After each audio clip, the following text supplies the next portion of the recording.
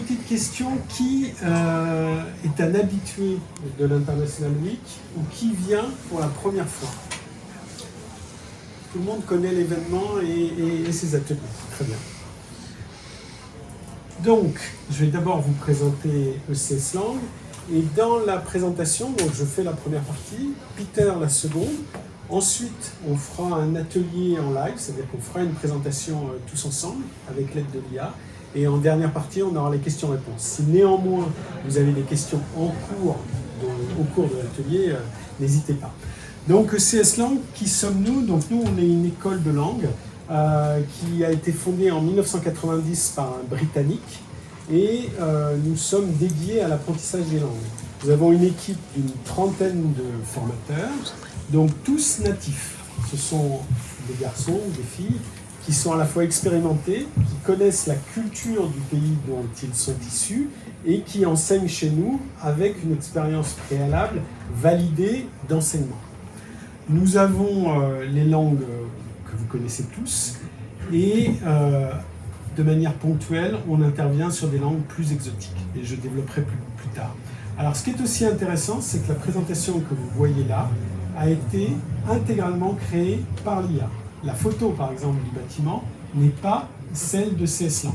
On a laissé la création d'images qui ont été concoctées, je vous expliquerai tout à l'heure le processus, uniquement de manière artificielle. Donc je vous parlais de notre offre. Donc nous avons une expertise sur les langues, donc 30 formateurs, et on essaie, aujourd'hui vous en avez la concrétisation, d'utiliser toutes les techniques les plus actuelles pour enseigner les langues. On fait ça depuis 35 ans, mais on essaie d'évoluer, de se réinventer le plus régulièrement possible.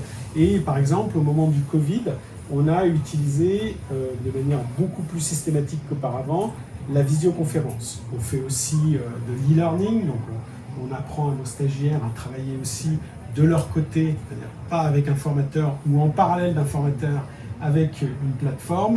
Voilà, on essaie de varier les modalités d'apprentissage. On dispense des cours de manière flexible, donc on s'adapte à vos contraintes en termes de lieu, donc la visio, en termes d'horaire, en termes de fréquence. Donc l'idée, c'est d'avoir des cours qui soient le plus adaptés à vos besoins. Et également, on mesure en début de formation votre niveau pour vous donner en fin de formation la possibilité de passer un test et de voir où vous en êtes.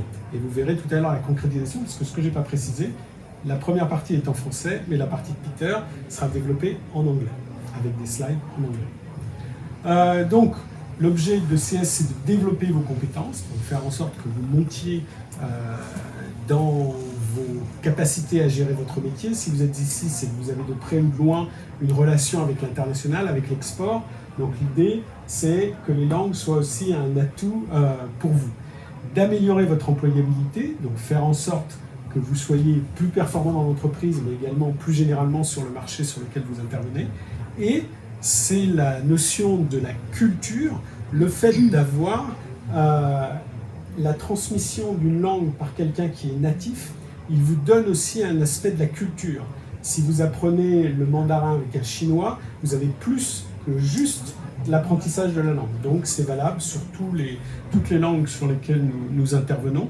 Et je vous le développais précédemment, une approche sur mesure, donc vous avez un besoin particulier, on l'analyse ensemble avant que vous rentriez en formation et on adapte à la fois l'apprentissage, la personne avec laquelle vous allez apprendre, la modalité, est-ce que je suis tout seul, est-ce qu'on est en groupe, est-ce que je pars en immersion, de manière à ce que ce soit le plus proche de vos attentes et que ça ait le plus d'efficacité possible.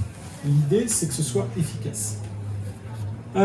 Donc, sur les langues majeures que l'on enseigne, on a bien sûr l'anglais qui vient en numéro 1, l'espagnol, le français langue étrangère, avec précédemment l'italien et l'allemand. Ça, c'est notre socle de base, mais on peut faire du coréen, du polonais, enfin, voilà, c'est ouvert. Les plateformes d'e-learning, donc c'est un apprentissage en ligne qui vient en complément d'un apprentissage en présentiel ou en visio. Donc vous êtes sur une plateforme, elle est ouverte 7/7, 24/24, et ça vous permet d'améliorer vos compétences en travail personnel. Vous avez aussi la possibilité de faire de l'intensif chez nous. Donc nous, on est à Nantes et Rennes. Vous pouvez venir dans nos locaux pendant une semaine, faire de l'anglais très simple, de l'allemand toute la journée. ou on peut vous envoyer dans une école partenaire.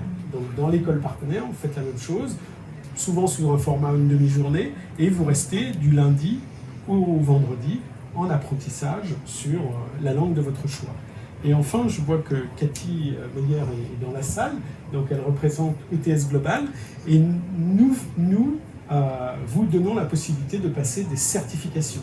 Donc en fin de parcours, vous pouvez passer un certificat, même en évaluation, en début de parcours, mais souvent, l'intérêt, c'est de concrétiser un apprentissage d'une semaine ou plus par un test qui vous permet de vous mesurer sur une échelle européenne des niveaux de langue.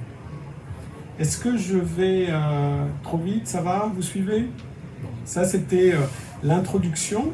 Comme je vous le disais précédemment, là, on est toutes les slides ont été créées par l'IA, y compris les textes et les photos que vous voyez. Et Peter va développer maintenant voilà, les clés pour avoir une bonne présentation.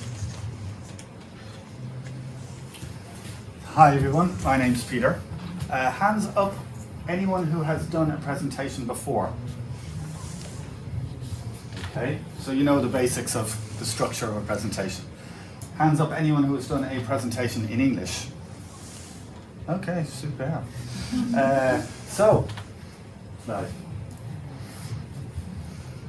One of the most important parts of a presentation is the opening. And how do we open? If I stand here and reintroduce myself, say what I do, who I work for, that you already know, you've already read it, it's been given to you. So one of the best ways to open is to ask a question, something that will get your audience thinking. Another way is to give a wonderful piece of information, like for example, there are more people alive today in the world than have ever lived. Now that's not true. Or, which is true, there are almost 1.5 billion people in the world who use English. And up to 80% of business, European business done internationally, has some aspect of English involved in it. So this just stresses the importance of being able to present yourself, present your company, present your product or your service in English. The introduction gives us the opening gives us the opportunity to tell our audience what we are going to say, then we say it, and then we tell our audience what we said. That will be the conclusion. In the opening, we also give clear milestones, what we call milestones or markers of the content of our presentation, so the audience can follow where we are in it. The main content or the body of our presentation should contain, again, our markers that we introduced to begin with, and smooth transitions. And our conclusion should be a summary of what we have just said, reiterating the important points and ending like a feu d'artifice, like fireworks, something that people will remember, hopefully. Slide.